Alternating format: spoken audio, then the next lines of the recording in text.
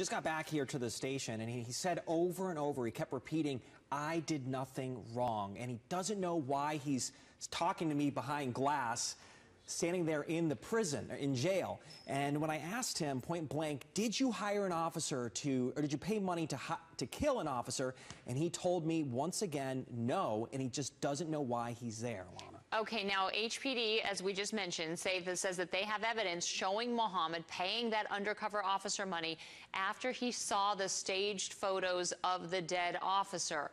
What did he have to say about that evidence against him? Well, he looked puzzled when I brought up the staged photos and having video evidence against him, and he told me he was in the park. He admitted that, but he says he was in the park that night with a friend in the park, and he was not there to pay someone to kill that officer or someone that did kill an officer that he believed. Okay, despite whatever evidence that they may have. Now, HPD says this all stemmed from tickets that we have been talking about that he received.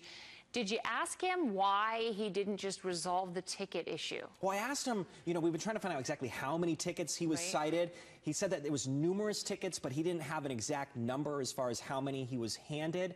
But he told me that he did hire an attorney and he thought the issue was resolved.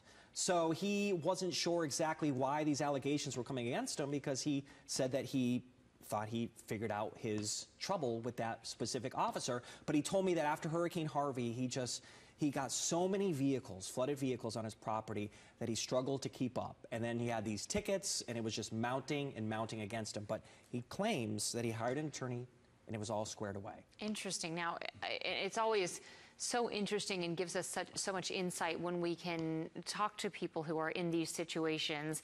And sometimes it's not the words that are said, but it's the feeling you get. What was his demeanor like, as you said, talking to you behind glass? Well, he gingerly walked over to me.